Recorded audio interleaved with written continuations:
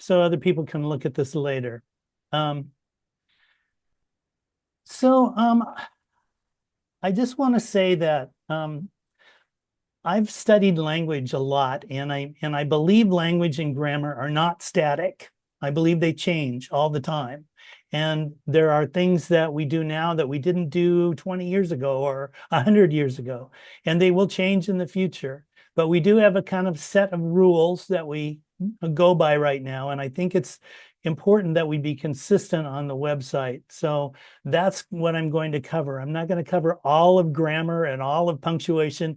It's just way too much. So I'm just going to look at the things that come up the most that we've noticed as we're editing things. I want to start though by asking you a question, and please answer. What is your pet peeve about grammar and punctuation?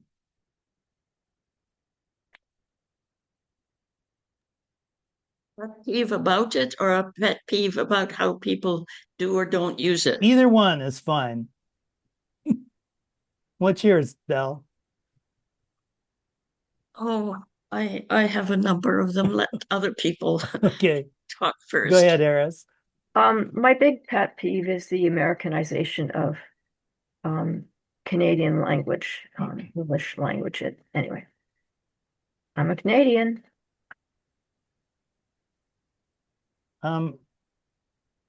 Adrian? My pet peeve is people using the wrong homonyms and for very common, ordinary words.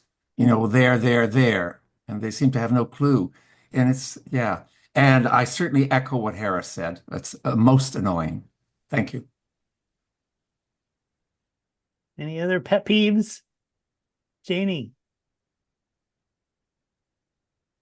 I have a pet peeve that I didn't pay attention in high school.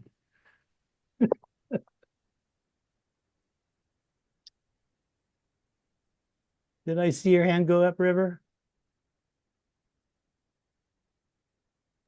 Well, I was raised by parents that had eighth grade education, and I even in university as a mature student, I was still using this stuff that I had learned, from knee high up. So I take particular, I don't know, just lenience with the fact that demographics are wide. A lot of people have second English as a second language or various levels of education. So, I'm not a stickler for, yeah, and I do like self-expression. So if somebody's, in other words, I'd have to look at each individual case to see whether I think, it passes the test of communication or not. Okay. Cynthia? Mine is kind of in a whole different realm, and that's my pet peeve is things that are set in the past that use language that wasn't invented until very recently. Because we didn't talk like that then. We didn't have that concept, or we didn't have that word. We didn't say LOL back in the 70s or OMG or stuff like that. Interesting. Okay. Anyone else? Val, go ahead. Oh, and then Lori. I spent 43 years as an English teacher, and now I work on the zine. So I have a lot of pet peeves around mistakes in English, but probably the two that bother me most are run-on sentences and sentence fragments, because often they don't make any sense because of the errors there. So that's it for me. Okay. Lori?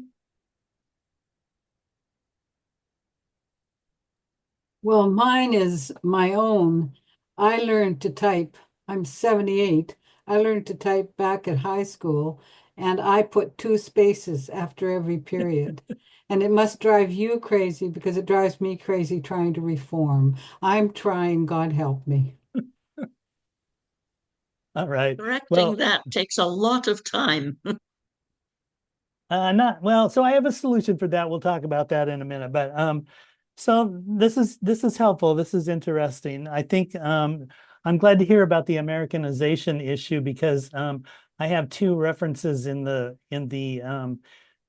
style guide that are both Canadian origin and show a comparison between at least the spelling one between American, British, and Canadian spellings. So I hope that will help some folks. People said some things that they wanted out of this workshop. One was, what it will take to get my story published on the web. And what kind of formatting do I need to be worried about? And what about photo credits? I'm going to talk about these at the end a little bit maybe, but I have noted those and I'll try to address them in some ways during the presentation. So is there anything else that you want out of this workshop?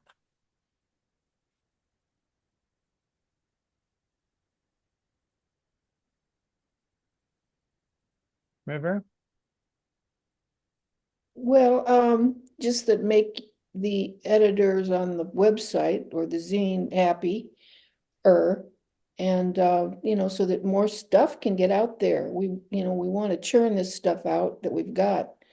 So if it backlogs, that's not a good thing. So let's do what makes it easier to get our stuff published. Good. Adrian. I agree with River, and I guess I want to update my knowledge, in line with Cindy and Laurie, updated grammar and updated language, because we don't know, I'm pretty decent with English, but all the little things like the double spacing, we have to unlearn that. So I'm hoping just for some reminders where I need to pay attention more, and it's more about that than anything. I'm not completely stuck, but I can be a little rigid at times. I know that sounds crazy, but it is what it is. I'm old. What do you want? Thank you. Anything else that people want out of the workshop? I'm making notes, so go ahead, Janie. I want some sort of rule about if you're doing a hyphenated word that is sometimes not, like running to first base. Is it hyphenated or is it not? Or if you hyphenate it first, can you keep hyphenating it and then it's fine? Or is there a real rule? We're going to go over hyphens. It's kind of a big chunk of the style guide because there's 3 different kinds of dashes. M but and I think it's pretty clear, so it's not a hard thing. Anything else that people want?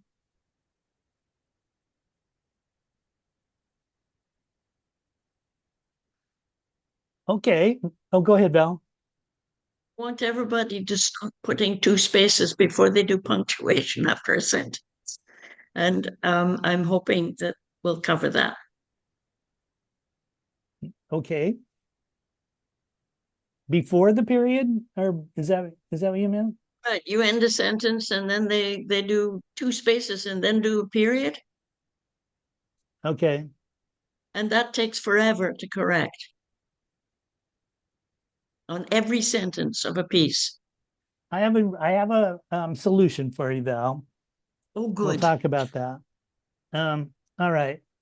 So the first thing that we're going to do, I want to change my timer here. Sorry. We're going to look at a bad example. This is something that Mela sent to us, and it's actually a true story.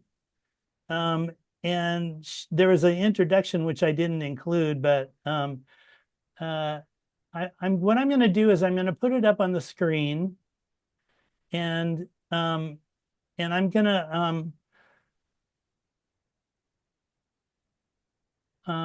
to just leave it so you can look at it for a while, and then in a minute I'll scroll down. But so don't try to like edit it right now. Don't try to figure out everything that's wrong. Just take a look at it and see what you notice.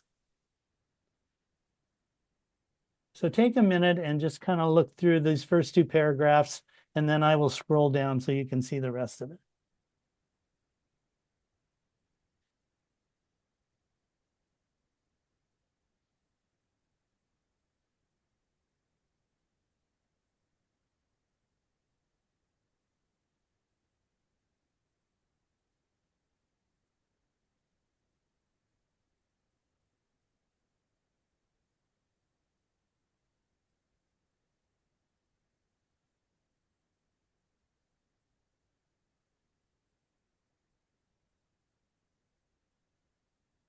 So I'm going to go to the next paragraph, but I will leave the second paragraph up.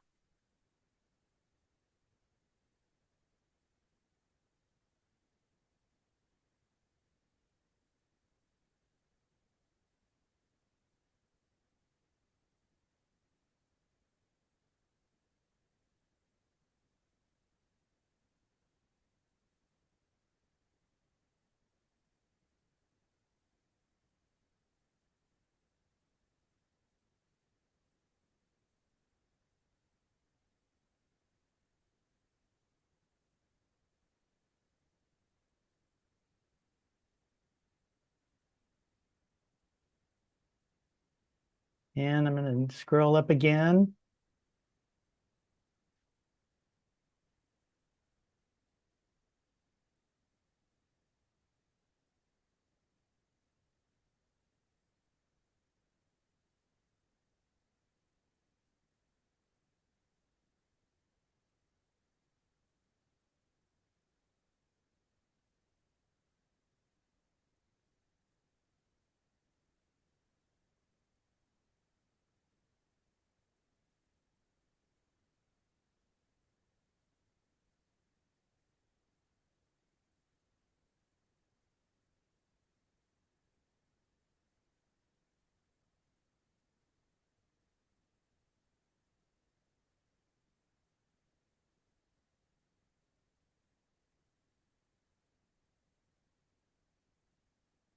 And I think there's one more paragraph.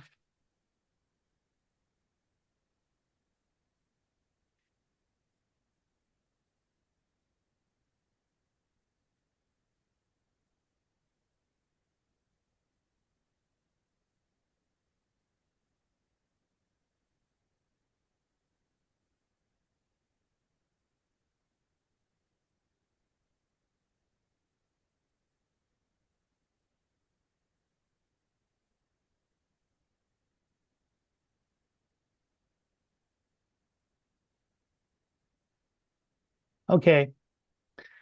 It doesn't matter if you didn't finish, that's fine. But I would like to ask you what stood out. What is one or two things that stood out to you? Go ahead, Marcia.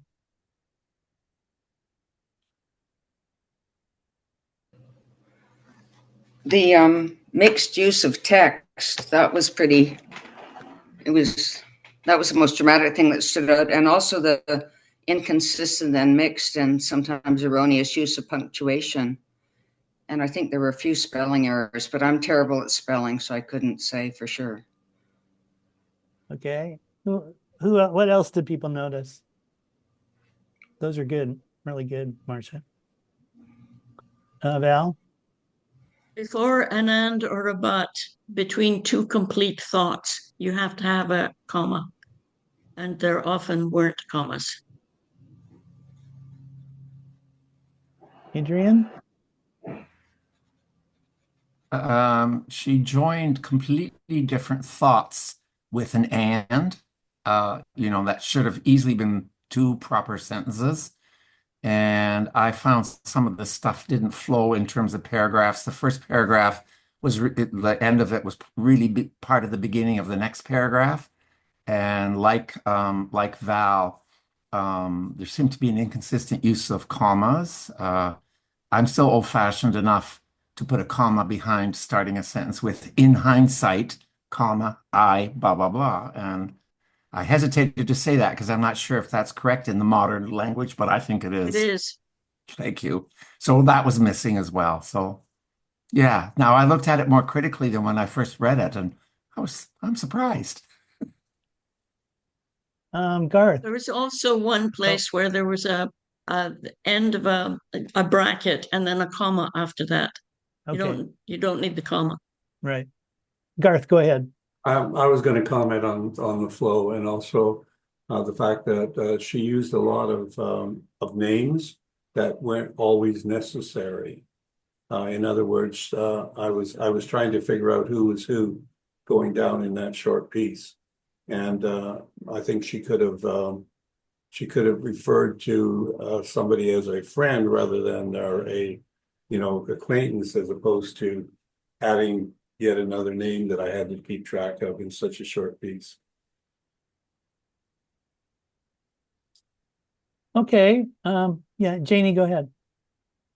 The first sentence, I don't know whether it's right or wrong, but it feels like I have the hiccups when I run into all those commas.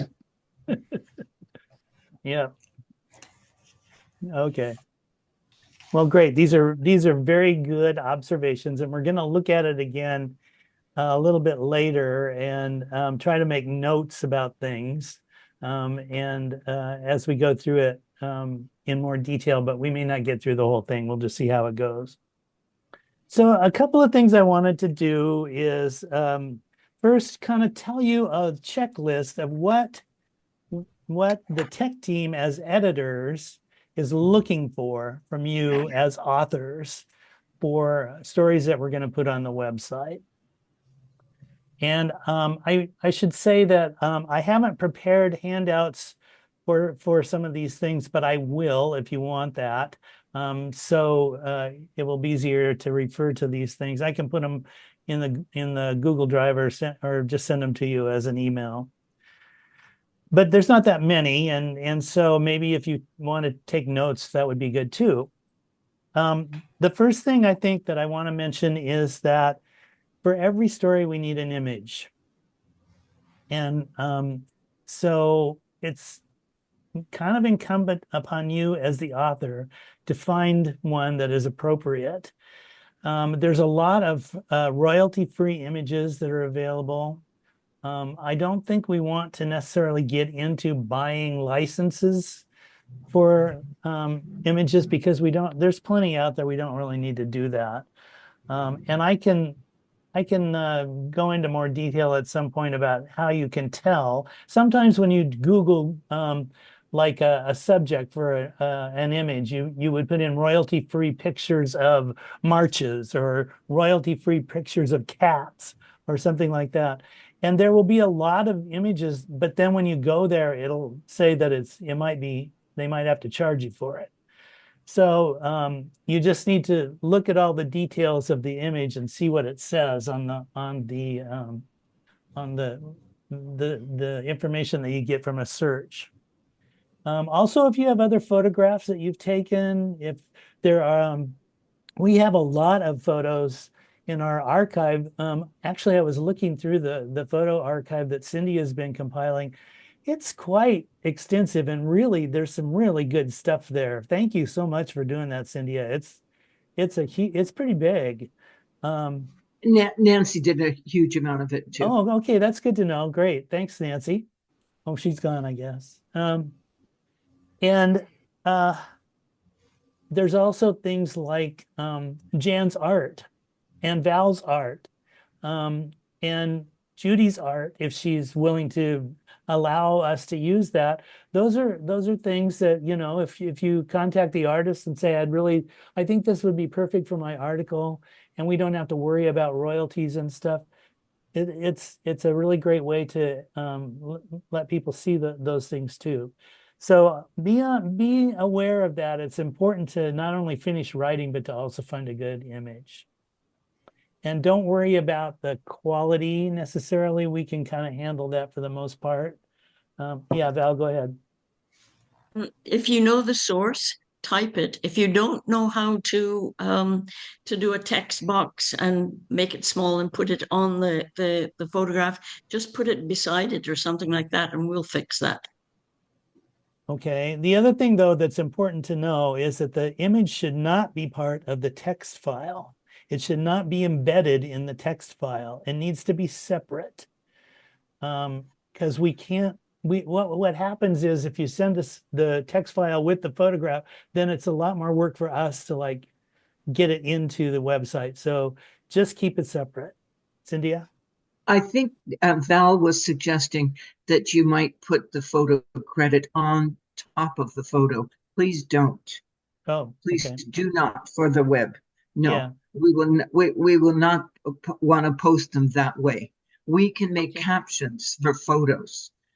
So we can put the credit as a caption, but it can't, well, anyway, yeah.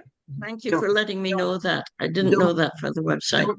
don't combine them. Yeah, thanks. Well, and the way our format is set for our website, the featured image, which is what shows up at the top of the page when you go to a story, cannot have a caption. So there's no way to do that in the format. But we can put a credit later if you want to give a credit to the producer of the art. And also if the caption of the photo is essential in the featured image, we can put it at the beginning of the story. Right. Yeah, there's ways to handle it without having it be attached to the photograph. So a few other things. It's really good on the web to have a catchy title or heading. So when you're writing the title or headline for your story, think about that. What is going to intrigue people? What's going to pique their interest? And don't make it some bland, boring thing. Make it something that will get you interested to read. Cynthia? Yes, along that line, I've noticed that when we publish something and it is sent out as an email to all of our subscribers, when you receive it, what you get is the featured image, and you get like the first 2 lines of the story. And then there's a read more kind of button that takes you to the website. So make sure that what's in your first 2 lines is something that's going to have the person want to click on the read more. Right. Okay. Great. But headings are really important. And actually, I'm a member of Medium, which is a blogs platform for queer adults. And one of the things the editor of that talks about that is so important is, catchy headlines. So spend some time thinking about that. When we use the word quirky, it's all caps on the website with a dash between the K and the E. So remember that. Always type it in all caps. Don't indent paragraphs. That's actually more work than taking out the spaces that Val was talking about. The way you want to do paragraphs is to type an enter or a return after the end of the paragraph. And sometimes it's good to do 2. I think it works to just do 1, but if you do 2, that it gives a little white space in between paragraphs so you can see what the paragraph is a little better. But don't indent. And we've already talked about this a bunch, but 1 space after a period, it's really kind of critical because of how things will break. Sometimes it'll break a line and the first word of the next line will be slightly indented. So, but I do have a solution for that. Go ahead, Adrian. You're muted. Did you say 1 space between the last word and the period, or No Okay. space, no space. I thought I misunderstood you. 1 Okay, thank space you. after the period before the next word. All right. Or all right. whatever punctuation mark it is. It could be a question mark. It could be Yeah. something else, We also would really prefer that you do. Oh, Garth, you had a question. Now you've really confused me. So if we end a sentence there is no space. We put the period right then. Yes, And then we have one space before we start the second sentence. right. Exactly. Perfect. Okay. You said that just perfectly. So the way everybody learned how to type was they went period, space, space. And you know, on a typewriter, it's kind of important. When you have typesetting like we have with the internet, you don't need to do those kinds of things. So there's also limited ways to do emphasis and things on a typewriter, and that's why some things like underlining are used and all caps, which we don't really need to do online either. So I'll talk about that more later. We would really prefer it if you do minimal formatting. Don't add bold type, don't add bold italic type, don't underline things. And if you're going to use all caps, it should be very, very sparing in how you do it. If it's really something that you feel has to be emphasized, go ahead and do that. But you know, if it gets too carried away, then we're going to probably change it. So just be aware of that. Yeah, Cynthia. All caps conveys yelling. So if you're using all caps, it might be somebody is speaking and they're yelling, but otherwise, don't use them. But you can, you know, if somebody's speaking and they're yelling, you can say he yelled or whatever. You Exactly. don't have to put it in all caps. I'm sorry. Can I say that a stronger way to indicate emphasis than all those fancy type format things is to use short sentences? You know, Yeah. just say, I was humiliated. You don't Right. have to underline humiliated. I was humiliated is a pretty strong sentence. But if you put and I was humiliated, it is not as much emphasized. Okay, so I'm gonna give some advice pointers at the end, and one of them is short sentences, so that's good. The two other things on this part, I encourage you to refer to the style guide, and if you have questions about style, that's a place to start. There's lots of other ways you can look up style information. And what I do is I do a lot of Googling to make sure things are spelled right or they're hyphenated properly, that kind of thing. So, you know, what an editor has to develop is a sense of something's not quite right here. I need to look it up. And that's a really important quality for an editor. And then the other thing that I want to say is, you know, try to be proper in the use of italics, quotation marks, and apostrophes. Those are the three things, well, and commas. Those are the four things that are probably the most common mistakes. All right. Okay, I am reset my timer here. Hold on.